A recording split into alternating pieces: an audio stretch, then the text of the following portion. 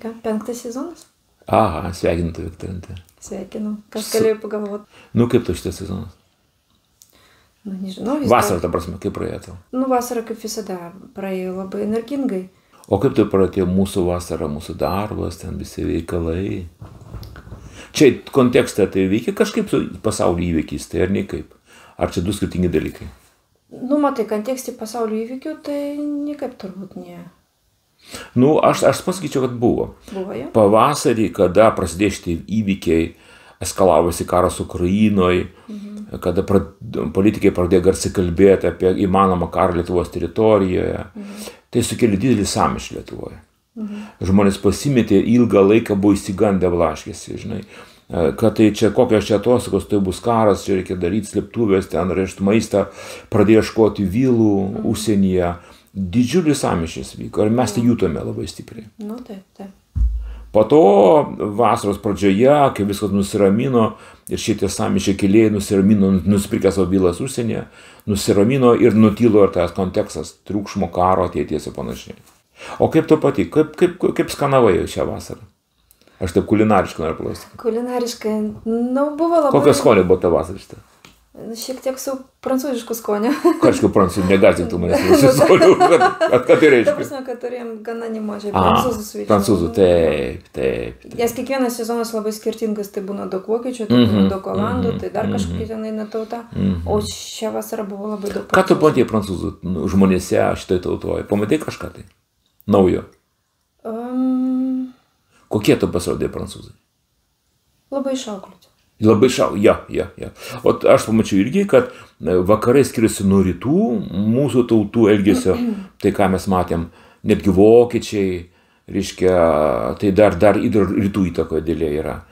Nu, ten nekalbant apie lenkus, kurie to važiuoja, rusai pas mus nevažinėja, lietuviai ir prancūzai ar anglai, tai vakarų kultūra. Tai įsilavinę, inteligentiški, įsiauklėję žmonės. Nu, bet tokie atvažiavo pas mus.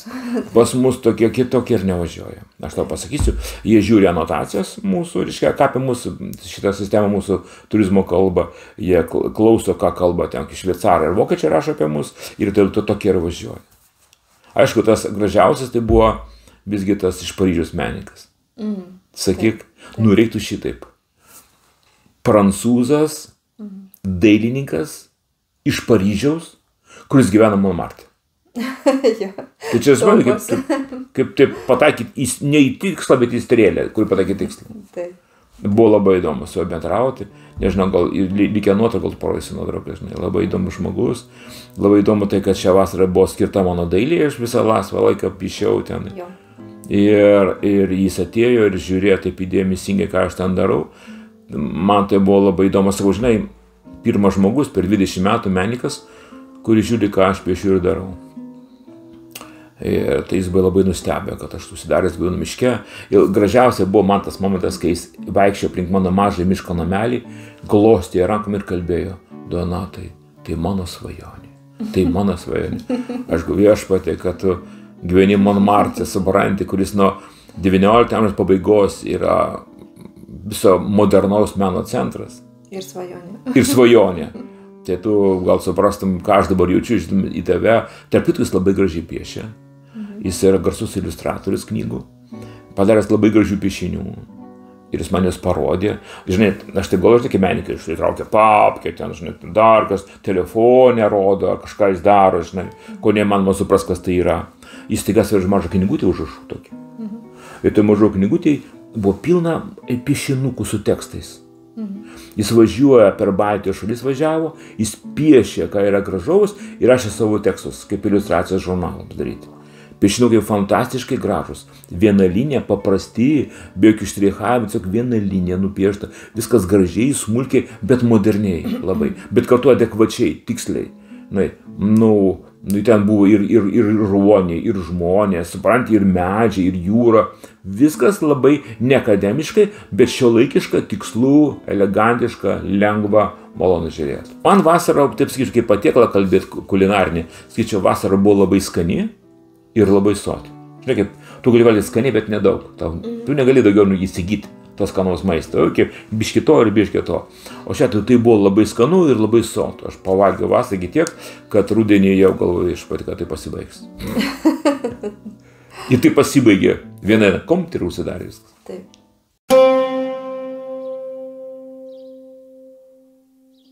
Gerai, dabar eikim prie įvykių. Nu, turbūt vienas iš tokių labiausiai turinčių krikščioniškam pasaulio atgarsų įvykių tai buvo Olimpiados atidarimas. Tau tai įstrigo, aš nežiūrėjau labai, aš užmečiau akį, pasikoktų ir aš irgi nežiūrėjau, nes pirmiausia nebuvo kada, pat aš manau, tai iš vis toks renginys, kurie visiškai krikščionių žiūrėti nėra reikalo, bet jų neįmanom buvo nepažiūrėti, nes brolių krikščionių tiek išplatino tą įrašą, kad jis buvo užkimštas visos socialinės tinklai, mano visas Facebookas, nu tai nenori, tu pasižiūri. Nu ten yra įdomus momentai, galima būtų jau pakomentuoti, žinai. Nes iš tikrųjų banga buvo didelė, ne tik tarp krikščionių, ta prasme lietuvių, bet iš vis krikščionių pasaulyje.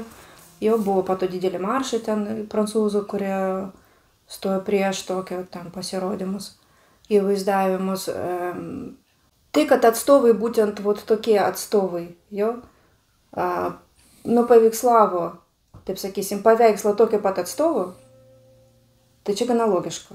Visgi ne 3 rubliovą jie bando vaizduoti, Tai vienas toks įdomus momentas. Antras, tai, kad ta dalis viso atidarimo, jinai buvo padalinta, kaip supratau, į skirtingus dalis, kuri turėjo savo pavadinimus. Ir šitas dalis pavadinimas buvo tamsa. Ir tai iš tikrųjų man tai toks kaip dvasinis kaminautas, žinai, kad būtent šitos LGBT atstovai prezentavo tamsą. Save kaip tamsą. Jo. Aš negirdėjau, man neteko skaityti nei vieno kažkokio protesto iš jų atstovų, kad jie buvo įkišti į būtent šitą dalį, žinai. Jie save prezentavo su dideliu džiaugsmu. Bet žiūrėk, bent dalyką, tada aš tau pastebėsiu, kad tu sakai. Reikia suprasti vieną, kad atėjo laikas, toks, supranti, kitą epochą atėjo. Atėjo tamsos, tamsybių siautėjimo laikas. Tamsa nesuvokė savęs kaip blogio. Jinai vardina save kaip tamsai, tai yra jos būties epitetas. Ja. Mes, kurie atstovaujam tą šviesę, arba norime savo šviesę gyvenimo dalį, kad Dievas yra šviesa. Taip? Šviesa kaip substancija, kurioje yra ir jis yra šviesa. Ir kalba apie ją, jie kalba apie savo substanciją. Tai jų rubliovas ir jų trejybė. Ir jiems šventa, ta prasme, atvirkštinė prasme. Šitas įvykis man dar daug kalba apie prancūzų. Nes aš tiesiog net įsivaizduoju tų organizatorių pokalbį, žinai. Давай šitiem frikam pasiūlysim atstovauti tamsą. Nu tu ką, jeigu ne debilai, kad sutikti. Nu davai pabandysim. Ta prasme, tai labai įdomi rodo prancūzų tautą. Ir tai, kad po to, jeigu atsimeni, buvo įvykis, kada dinga šviesa Paryžiui, bet jinai liko vienai bažnyčiai, irgi labai įdomi kalba apie prancūzų, apie tai, kad prancūzų bažnyčia gyva ir jinai moka melstis. Man tai tiesiog vienareikšmiškai. Bet to šitas įvykis man labai įdomi parodė tai, kad tamsa labai neišprūsi, jo ir jos atstovai, ir labai riboti. Kame, nes ką jie pavaizdavo, jo, tai paskutinį vakarienę. Jo, tipo, Jėzus sėdi prie stalo. Nu, tai, kad tais laikais nesidėjo prie stalo, čia kitas klausimas, o prie stalo gulėjo. Leonardo da Vinci darbą kopija. Jo, bet visgi prie stalo pusiau gulėjo ir todėl klausimas tokių nemazgotų kojų jis taip eina labai aštriai per šventą raštą. Prisiminsim, ką buvo tuo momentu, jo? Begi svarbiausia buvo nesidėjimas prie stalo, o tai kas vyko prie to stalo.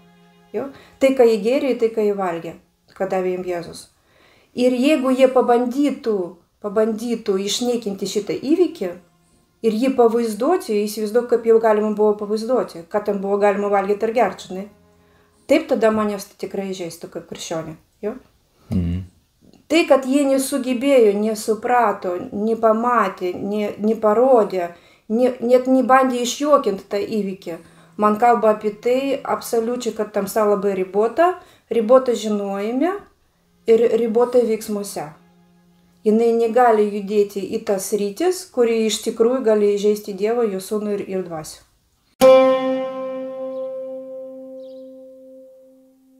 Tamsa ribota, visi mes esame riboti. Tu supranti, kiekvienas žmogus turi savo ribas. Jo būtis turi ribą, jo veikla turi ribą, jo įtaka turi ribą. Tik Dievas neriboja savęs, nes yra visur.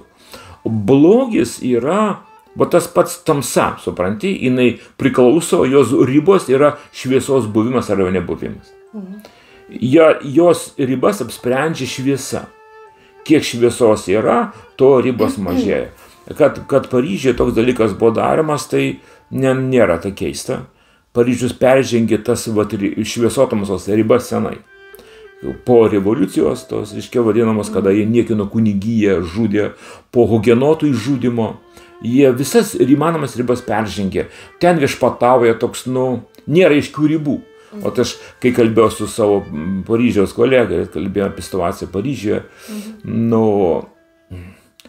jie labai liūdnai kalba ateitį. Perspektyva jų nežinoma, jie nežino, kas jo laukia. Ir aš manau, kad tamsa to naudojasi. Įnešus tą chaosą į Prancūziją ir į Paryžiaus gyvenimą, jie to naudojasi, jie žino, kad toks ribos neaiškios, galime peržengti viską, galime daryti viską, juk nebūtų išdrįsę jokioje šalyje tai padaryti. Nebent kokie musulmoniškoje šalyje. Bet kad jie Europos centre tai padarė, kalba tai, ant kiek lygotai vis gerai Europą ir konkrečiai Prancūziją. Ir visgi aš pasakyčiau, dėl šito jų pasirodymo, aleliuja, jie save identifikavo. Taip. Identifikavo labai aiškiai. Taip. Jie atstovauja tamsą, jie taip pareiškia visam pasauliui. Taip. Ir, tai toks labai... Įdomu, kiek žmonių tai suprato, man, kad tu kalbėjai. O čia labai įdomus klausimas, tai apie ką tu sakai, kas suprato, nes būtent tas platinimas krikščionių to įrašo ir kaip įsėda ant tokios bangos, žinai, tokios beveik prarusiškos tokios, sakysim, bangos, kurie aiškiai iš ten ėjo, tas komentaras kalba labai liūdnai apie tai, kad žmonės labai pasiduoda tokiam įnišamam bangom jo ir klausimus klausė deja ne maldoje pas Dievą, žinai, kad jis parodytų, kaip Dievas tai mato. Jau kaip tu manai, kad yra toks klausimas, kaip Dievas tai mato? Aš manau taip, yra kažkoks vaizdas, įvykis jau, ir tu gali pačiupti, kas komentuoja, neaišku, kas iš kur eina tie komentarai, arba tu meldys ir klausai Dievui, o kaip tu tai matai? Jis sako, pažiūrėk, jie save identifikavo. Jo? Pažiūrėk, jie paskelbė, kad jie yra tamsa. Jo? Pažiūrėk, jie paveikslavo tokį pat homoseksualistų paveikslą, supranti, kuris dar savo gyvenime, būdamas gyvas, buvo to apkaltintas ir teisiamas. Jo? Ir taip toliau. Tu gali pamatyti tai kitomis akimis, bet tam yra viena sąlyga, tu turi apie tai paklausyti Dievo maldoje. Arba platinti įrašą ir dauginti jį ir nežinau. Du variantai visada.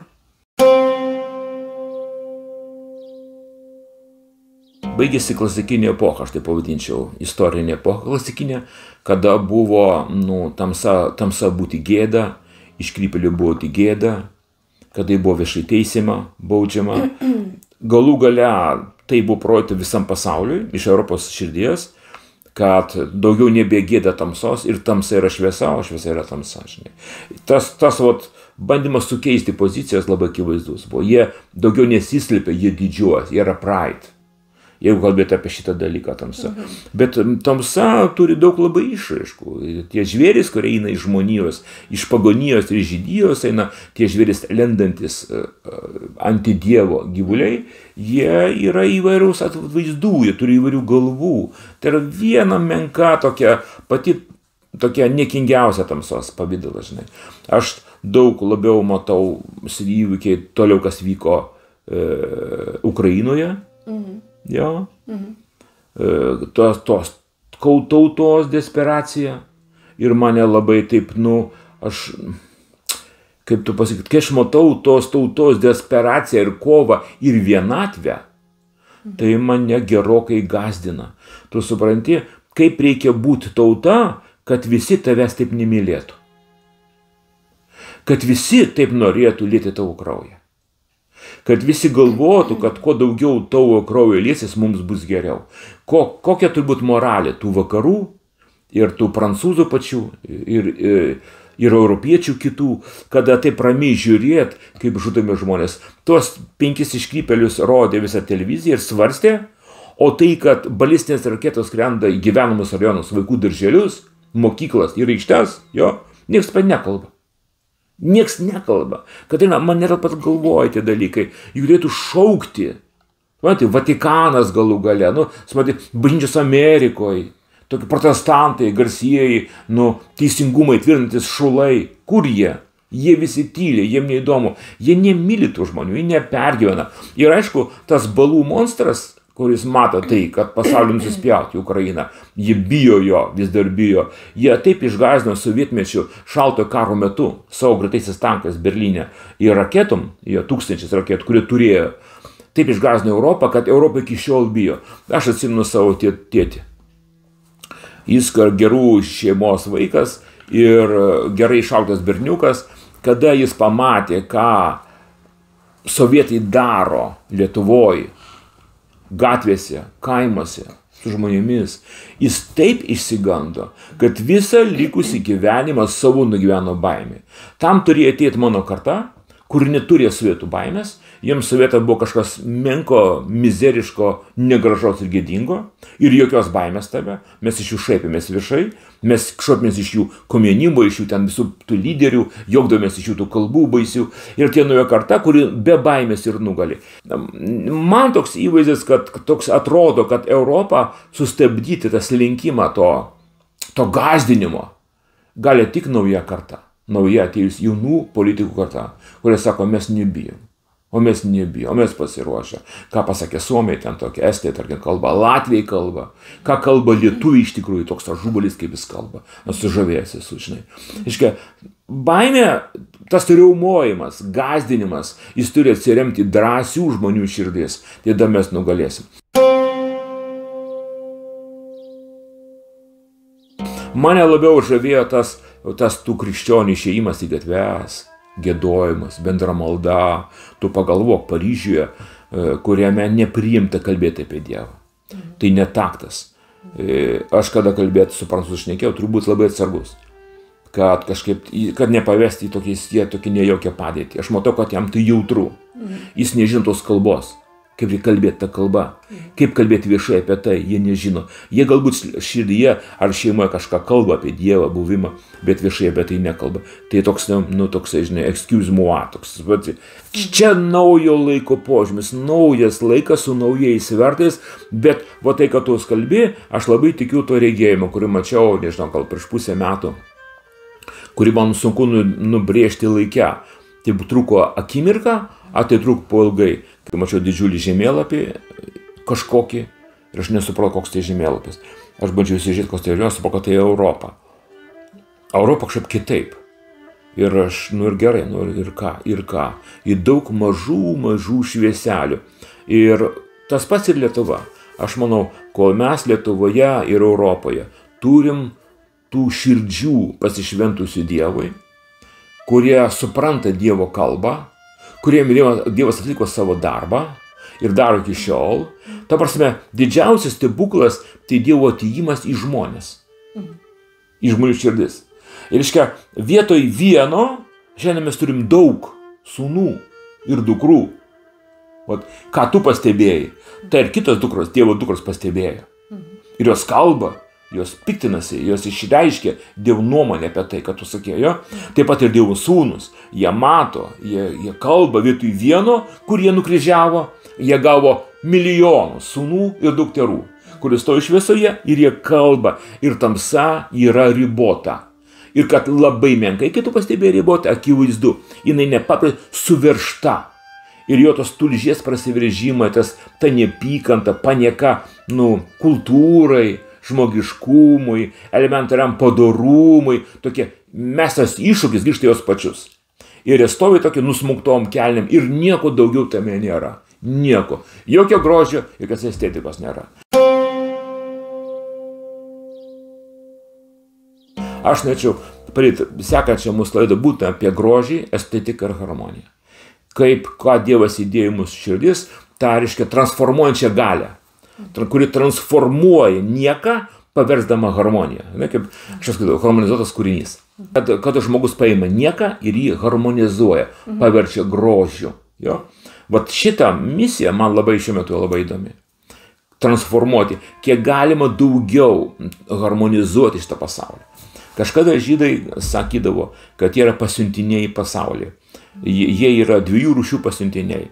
Tai vienos rūšies yra pasiuntiniai, kurie kalba ir kurie kunigauja.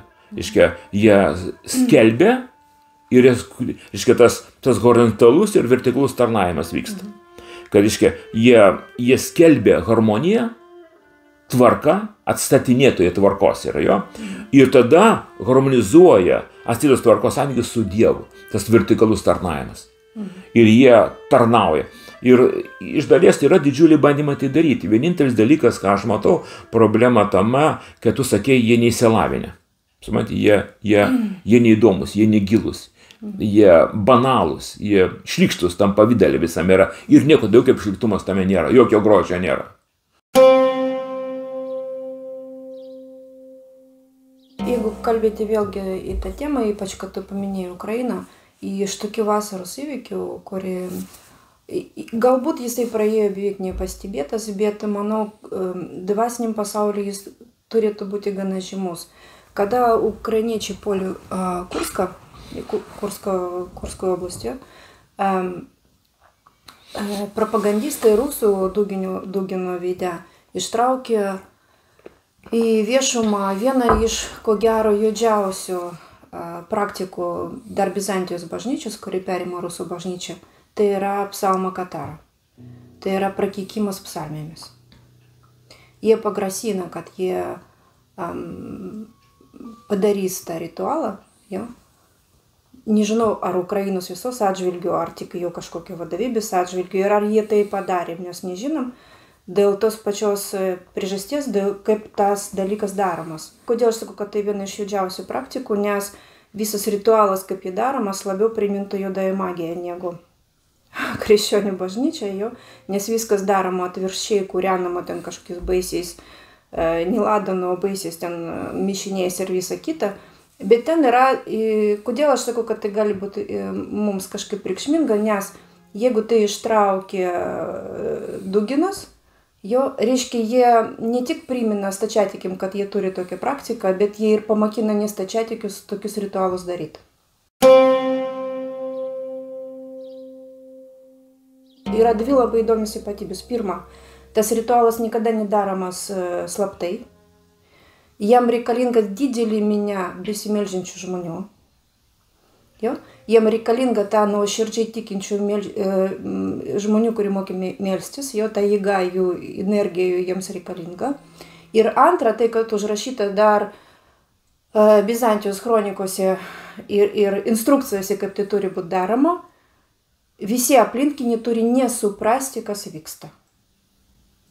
Tie 7 kunigai, kurie daro tą ritualą, jie turi padaryti viskas taip, kad šitą besimeldžiantį minią, kurio energija jiems reikalinga, nesuprastų, ką jie daro. Kodėl? Tokia sąlyga. Kaip veikia tas ritualas, iš Bizantijos laikų mes žinom pavyzdžius, jo, ten kaip apsisukdavo armijos, išeidavo, taip toliau. Kaip tai veikia šiais laikais, sunku pasakyti, nes vienas iš tokių atvejų, kur vėlgi, kad tai niekada neskelbiama, vienintelis atvejis, kuris žinomas, kad rusų bažnyčia padarė tą ritualą, tai yra anafima Tolstojo. Jie atliko tą ritualą? Jo. Tai nebuvo ritualas, kad отлучается раб Божий Толстой от церкви соборной. Tai buvo atlikta psalmo katara, rezultatą mes žinom, jis staiga pašoko iš namų, vos neišpratėjęs, išbėga, sušalo ir mirė. Jo. Jis kažkai truputį primena turbūt žydišką pulsą Dinūrą, jo, irgi toks prakeikimo ritualas, kurį turi hasidai. Jo veikimas irgi mums žinomas iš netolimos istorijos, nes pulsą Dinūrą buvo prakeiktas, pavyzdžiui, Arielis Šaronas, jo, jisai krita į komą ir neišėjo iš komos. Komą ir iki šiol yra komė, man atrodo, jau 20 metų. Nu, vat taip.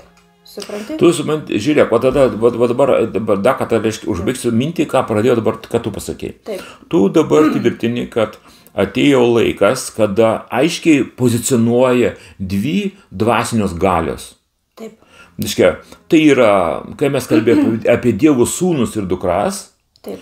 ir tamsos vaikai, kurie vėl išreiškia tą horizontalų ir vertikalų segmentą per tam tikrą poziciją ir ritualą. Ir dėja, tai, kad mes jau kalbėjom dar praeitam sezonė, kad dalis rusų pastorių tarnauja Putino valdžiai, aš neabejoju, kad jie pamakinti to principu, o protestantams surinkti tokius ritualus gana paprasta. Kodėl? Nes jeigu tas stačiatikiai turi tekintis tik tai babutėm, kurie ateina į bažnyčios, šitie turi tradicijos rinkti jaunimo festivalius, encounterius, šlovinimo renginius. Ta prasme, tą maldingumą ir žmonės tikrai nuoširdžiai melžiantis Dievui, karštai mokantis melstis Dievui, net nesupranta, kas su ta visa jų yra daroma. Gerai, žiūrėk, mes žinom tai, kad šita moteris, kaip jas ten pavardė, aš užmirštu. Golikova. Jinai gyrėsi, kad pastoriai, kurie eina prieš ją miršta. Kad tai darė, kad miršta pastoriai. Bet žiūrėk, kas atsitiko? Šita moteris yra, jinai kastruota, jinai yra. Išaiškėjo, kad tas Golikų šeima, kuri Kremliaus pertinti žmonės, vogdavo pinigus ir jai pritaikytos sankcijos paties putinistų. Ar šita ta veikėja, ta Golikova, kuri važinėjo į Lietuvą ir rinko protestantus, tai papirkinėjo juos, ant kiek jinai sėkminga, mes nežinom. Nežinom. Toliau šitie visi ritualai visgi turi remtis labai nuostata aiškia. Jie turi identifikuoti save kaip tamsos tarnai. Ir kaip ir ta prancūzų, ta žydiška, jų tamsos kvėpavimo prakeikimas vadinamas, tai reiškia, tu labai tiksliai turi atlikti tą visą ritualą. Mes dar nežinom, ant kiek jau rusai turi rimtai paruoštos kunigus. Nes jie žino, jeigu jie tą tamsos pulsavimo ritualą atliks neteisingai, jie prakeiks patys save, bus sunaikinti. Kaip? Kad žydai tai galbūt, aš tikiu labai 100%, kad Putino kunigija galbūt, aš dar nežinau. Dabar, kur triukas įdomus, iš tikrųjų, kad tu sakai stačiatikių, jau negalime vadinti rusų bažnyčios stačiatikis. Tai nėra, tai yra pseudo stačiatikė, tai KGB filialas. Ir dabar, kur triukas vėl? Tarp KGB filialo ir stačiatikių yra bedugnė, kaip tarp Abromo, poilsio ir šitų nusidėjėlių. Jie nesusijėja. Ar žmogus, kuris moka tik machat kadilai, ar sugebės atlikti ritualą, supranti, taip kaip atliko Tolstojus. Sunku pasakyti, ar jie taip įsimiklinę, sunku pasakyti, ar jie įsimiklinę. Dabar klausimas vėlgi, ar krikščionybė kaip sistema yra įsimiklinus laiminti taip stipriai savo valdžias, savo prezidentus, savo kariuomenę, savo policiją, savo ligoninės, savo mokyklas, savo teismus, kad jie funkcionuotų reikiamai teisingai. Reiškia, ta prasme, ar darbas Dievo mumyse yra taip giliai, fundamentaliai atliktas, kad mes jau ne teoretiškai, bet praktiškai das laiminam ir tai išeina iš mūsų širdies, ne kas kitas, ne žodžiai, ne ble, toksai. Būk palaimintas, bet tas pats, kaip būtum parkeitęs, atrodo, jautiesi, žinai. Bet ir iš tikrųjų, kada tu laimini, tai tampa palaimintų. Ir štai sutinka dvi jėgos. Tokia nepilnai funkcionuojanti bažnyčia. Jeigu pažiūrėsi šiuolaikinę bažnyčią, jinai krito. Suprantate, žiūrėt įvykius katalikų bažnyčiai, tai kritimo visi rezultatai. Akivaizdus pasekmės kritimo viršuje, tai be abejo su laiku, per kiek tai laiko, ateis iki pačių. Tai nėra taip, kaip stačiatikų bažnyčia, absoliučiai persigerta 100 metų tradicija, supranti? Bet tai jau prasidėjo kritimas. Protestantizmas taip pat, kaip aš sakiau, jie mato įvykius, kada broliai jų kankinami, juk važinėjo, ten misijas kūrė, o dabar tyli, nieko nedaro. Ta prasme, jų negirdima, jie negirdimi yra savo pamokslo. Ką jie kalba? Mozė ėjo Mozė, ėjo ten ką, Egiptas, Mozė, Egiptas, Mozė. Tai po galais, tai kurgi realybė, kur šiandiena, kur atsakas tavo, kunigas atstovauja žmonės, jis yra žmonių taisytojas. Tai kaip tu taisai, ką tu darai? Tai čia yra tragedija. Aš jau nekalbu apie Lietuvą, aš manau, kad Lietuvoje protestantizmo kaip tokio segmento nebėra. Kaip segmento. Įliko pavienios tikinčios širdis, kuris ieško Dievo. Bet kaip segmento, kaip rutinos, kaip ritualo, kaip institucijos nebėra. Tai yra sulaužyta institucija. Dabar katalikų minčiai aš nežinau, kiek tų visų, reiškia, tų suvažiavimų ir sinodų, jie dar funkcionalūs, sunku pasakyti. Sunku pasakyti, nes niekaip nereaguoja į realybę. Reiškia, kai guli gyvas žmogus, kada sprogsta bomba gatvėje, jis pašoka iš lovos. Bet numirėlis nepašoksta.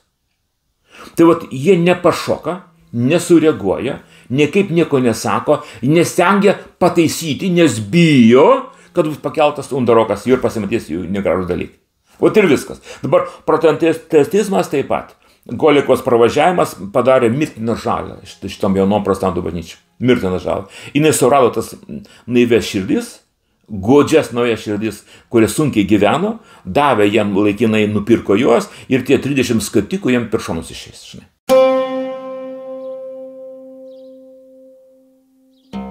Ir vat situacija. Dabar ką aš apeliuočiau? Apeliuočiau tos pavienius žmonės Kristuje, kurie sujungti tą pačią dvasią, tą pačią kvėpavimo dvasios ir moka melstis ir stovėti adekvačiai ir kalbėti į tamsą nebūti, o į šviesą būti.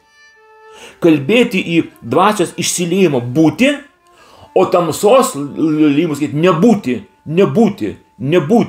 nebūti. Kada tik tai kalba kažkoks balų tenas monstras, kad jie eis ten, reiškia, į Kaliningradą, reiškia, dabar, kai kalbėjo, balų monstras kalbėjo, kad eis jie per Suvalkus. Mes sakom, nebūti, tu čia neisi niekuomet nevarės. Dabar balų monstras kalba apie tai, kad eis į Kaliningradą. Ir mes dabar sakom jam, Jėzuotu, tu neisi į Kaliningradą, jo kelio nedarysi, tai užsidarys ir kanas bus išlaisvintas. Amen. Taškas. Kalba baigta. Toliau mes kalbam balų monstrui. Tu turi ribas, kurias gali judėti. Judėk ribose. Nei viena tauta, kuri laisva, neįsileis tavęs ir tu čia paračia nepraeisi. Mes sakom balų monstrui, Gogui, judėk ten, kuris įsiunčiamas. Dabar Gogas yra bailus. Jis kaip tu sakė, Ukraina, reiškia, ritualą atlikti. Kodėl jis norėtų tą ritualą atlikti, bet bijo vėlgi, kad nepataikys. Toliau jis nekenčia Ukrainos kaip tautos. Jisgi šaudo ne į kariuomenę, šaudo į gyvenamus rajonus. Gyvulys, supratėliškai. Jis nekenčia tautos, tų žmonių, tų dainų nekenčia. Todėl tie žmonės turi dainuot, turi kalbėt, turi šokt, turi dainuot, daug dainuot, garsiai dainuot. Jeigu jie per garsiakalbius leistų savo dainas į tas pozicijas, kur yra rusų pozicijos, ten vyktų sprogimai jų protą. Išsprogdintų labiau, negu jų praktikimo maldas. Nes Ukraino tauta, jinai labai tokia stipri, tokia gyvybinga tauta. Kitaip negu rusų tauta. Rusų tauta galime žeminti ir niekinti ir nebegalo nėra to dalyko. O Ukrainos tu nepažeminsi iki ribos, tu negali jos paimti. Jie užsirovė ant tokios tautos, kur aš nepavydžiu nieko. Šita tauta, jinai yra, nenorėčiau būti prieš. Aš nepažįstu ukrainiečių, neturiu draugų tarp Ukrainos žmonių. Asmeniškai jų nežinau, bet aš tik žinau principą, jie yra pavojingi priešai. Todėl Vytautas ir Lietuvos kunigaikščiai vedė labai gražią politiką Ukrainą. Ukrainiečiai su geru žodžiu mini ne dabartinė tik tai politikus, bet ir istoriškai Lietuvos įtaka Ukrainai. Jie mus gerbė ir mus myli dėl jų pagarbos santykius su jais, mūsų protėvių santykius su pagarbai su jais. Jie kitaip kalba su Lenkais, jie turi baisų konfliktą ir tai yra labai didelė problema. Šitos dvi slavų tautos nesugyvena, kaip ir ukrainiečiai su rusais. Kažkodėl tai taip yra istoriškai, kad jie prieš kitą ir daužo vienas kitą. Ukrainai ir Lenkija tai yra labai blogai. Tai labai tragiška. Todėl mes kaip šviesos vaikai turim skelbti. Nebūti konfliktui tarp Lenkų ir Ukrainos tautos. Nebūti. Mes draudžiam konfliktą. Draudžiam kelti skausmą, aštrinti žaizdas. Mes draudžiam krapštyti skausmą vieno kito širdyje ir žaizduose. Mes skelbim išgijimą emocijoms, išgijimą prisiminimams. Kad šita tauta kaip dvi slaviškos tautos remtų vieną kitą ir palaikytų nelaimėje.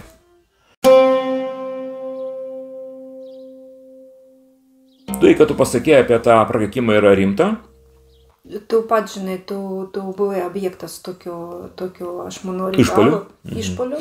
Ir tu žinai, kaip sunku, aš tikiu, kad pastoriai miršta, nes dauguma pastorių gana vieniši žmonės.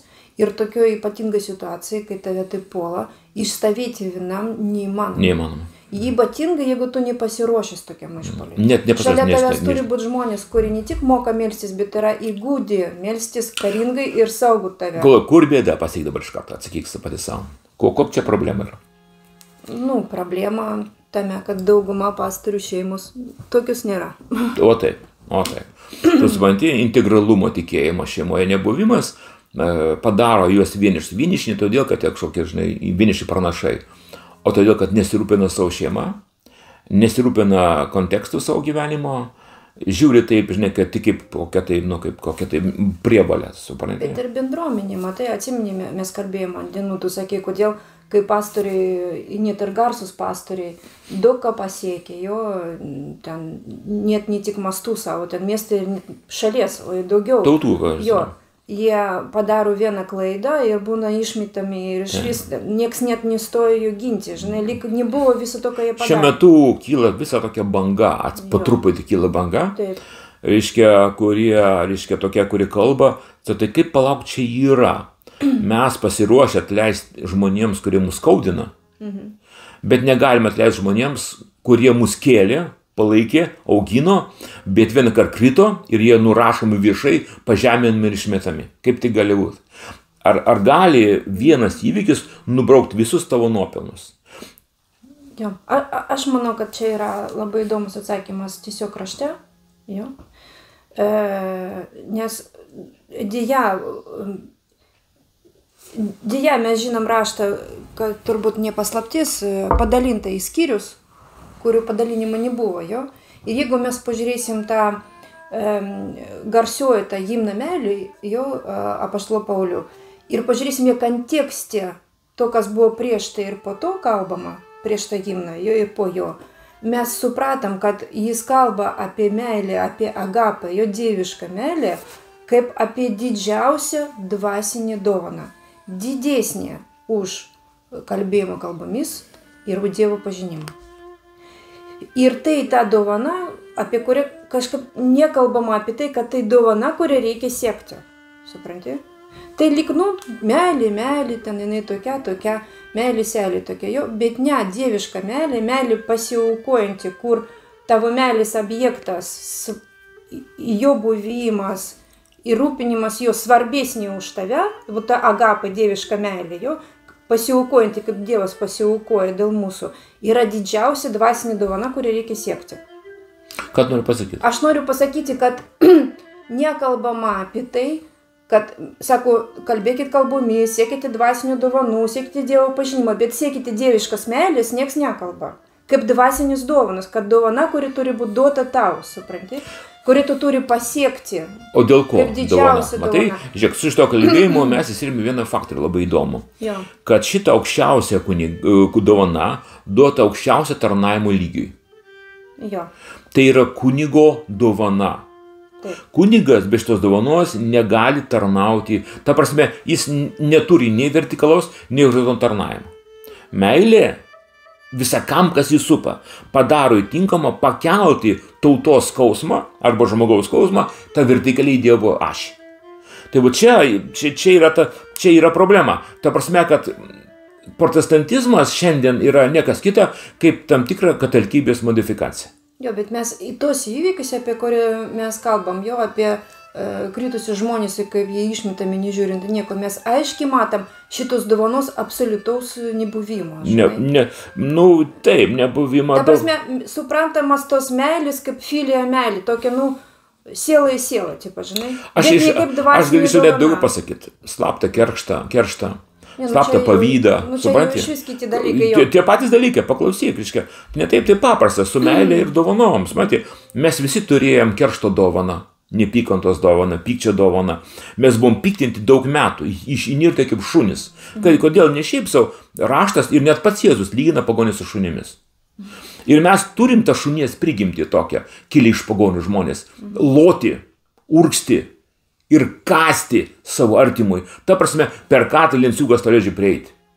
Ir tas pagoniška prigimtis į nesuvaržyta. Ir kaip tik atsiranda progos, tas senas gyvulys, jis puola kandžioti žmonės.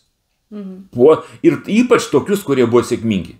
Labiau negu tu. Gal ir tu norėjai važiuoti, bet tavęs nepaėmė. Tu norėjai ten kalbėti, bet tavęs neklauso. Tu turi taip pat žodį, bet tavęs neleidžia pamokslauti. Tu norėjai ten kažką daryti, tavęs nėra. Tu norėjai stovėti viešai, bet tu viešai nestovi. Ir tu lauki momentą. Ir kai tik atsiranda momentas tau įkastų kandį kaip pagoniškas šuo. Ir tas skandimas yra visuotinis. Įdomu, ką iš vis bažnyčia nuspręs vadovai, ką daryti šituo atveju. Jie tik iškėlė klausimą. Ar tai gali būti? Nubraukti viską. Matai, yra tokia rašto sąlyga, kad sako, jeigu šventasis nusigręžtų, aš jo nesižavėsiu. Jo pultų nesižavėsiu. Klausimas tame, kad pataisimas, korekcija bendruomenės, jo, mokytojų pranašų korekcija, yra ne tam, kad juos sunaikinti, bet ar šitai pakelti.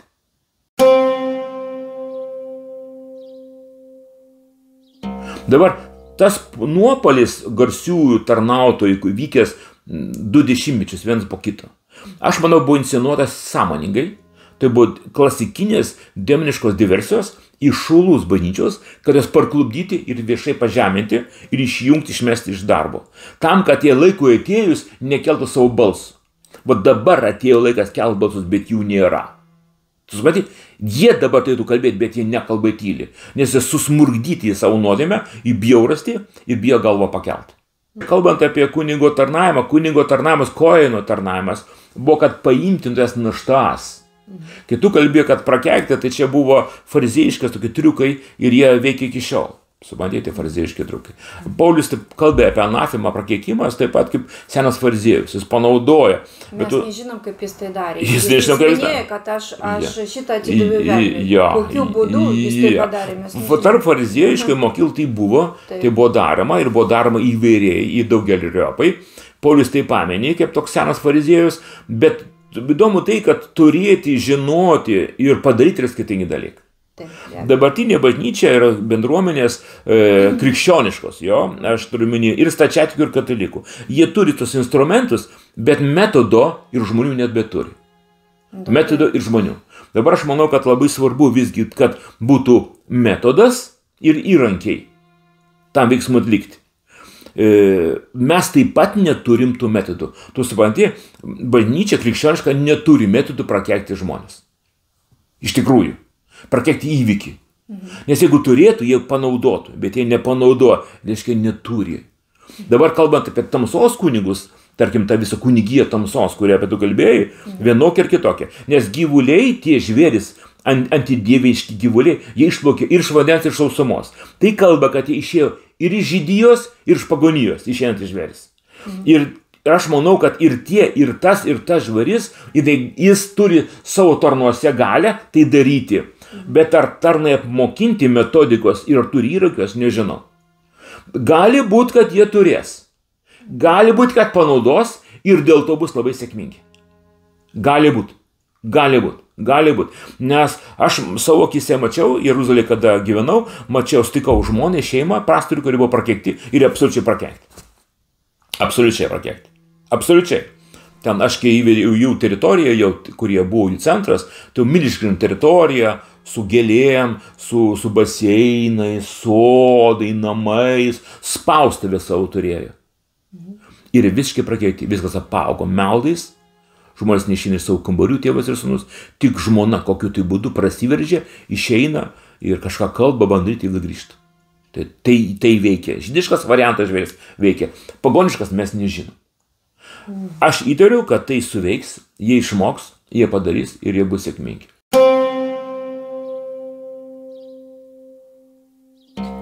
Ir aiškiai tai rodo, kad žmonės, kai tu sakyti, pavieniai žmonės, kurie moka melstis, tokie šviesos nešiai, akivaizdžiai neturi būti vieniši.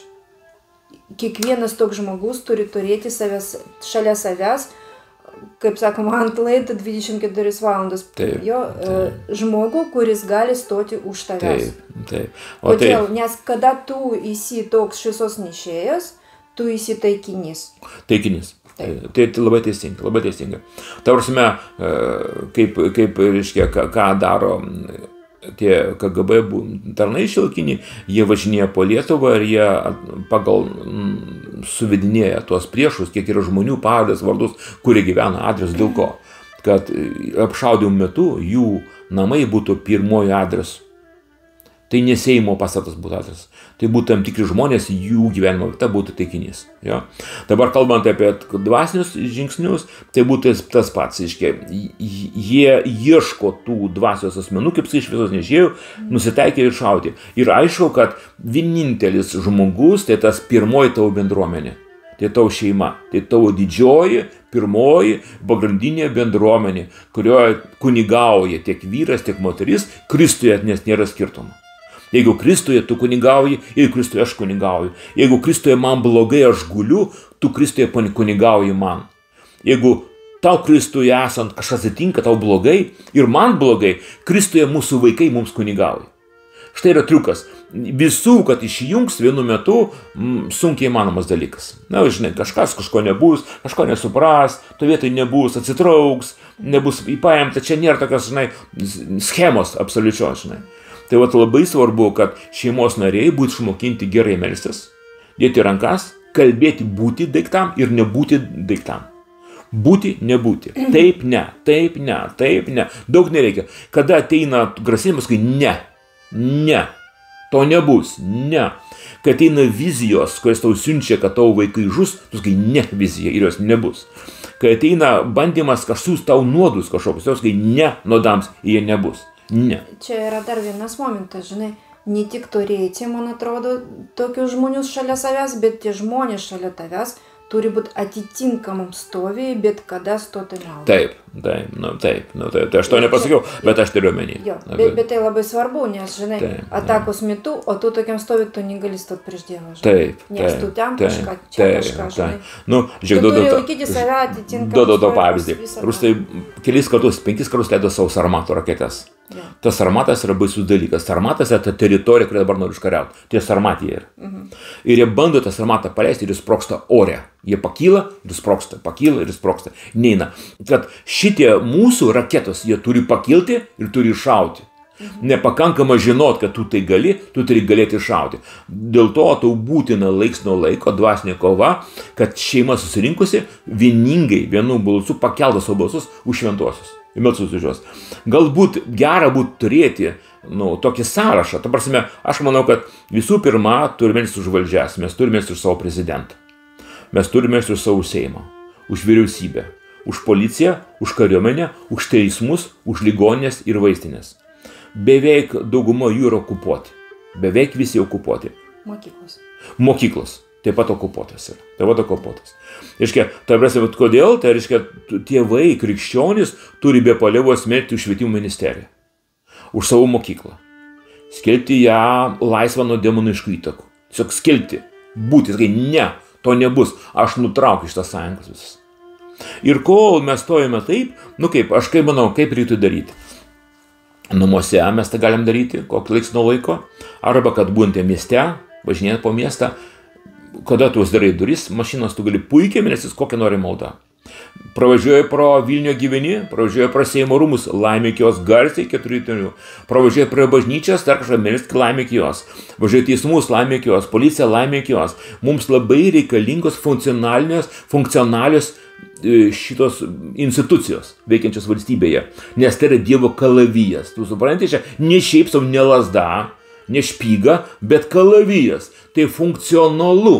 Ir šitai įrankiai Dievo duoti visuomeniai arba politikams, jie turi funkcionuoti pagal Dievo valią.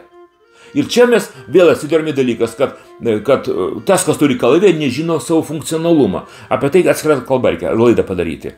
Kad įrankiai, funkcija, metodika ir įrankiai. Ir valios žinojimas. Kas yra su žmogum, kuris nežino savo pašaukimo, nežino savo galios arba energijos, kurias duoda Dievas, nežino metodikų, neturi įrankių arba nemoka jais naudotis. Tai reiškia, vyra, kuris turi visą pilnai apginklos, bet nemoka nieko naudotis. nieko nemoka naudotis. Ir kol jis sėdi ir viskas gerai, yra gerai. Bet mes gyvenam karo laike. Tai ne taikos laikas. Viskas, basta, finito. Užmirškite taikos laikus, mes esam karo laike. Mes be palievos karo laike. Mes kaip vyrai ir moteris turim be palievos stovėti, kaip reiškia tai radarai, žemė oras. Mes turim analizuoti tai, kas vyksta aplink mus visą laiką ir atmušti kiekvieną ataką. Kiekvieną ataką turi atmušta. Jeigu mano šeimoje kažkas prasideda lygos ir nelaimės, mes turim kovoti, kad ta nelaimė pasitrauktų. Aleliuja. Tai prasme, mūsų laukia geri ir blogi dalykai. Ir visi dalykai ateis iš Dievo. Dievo leista būdu. Bet tai, ką mes galim padaryti, mes privalom padaryti. Aleliuja.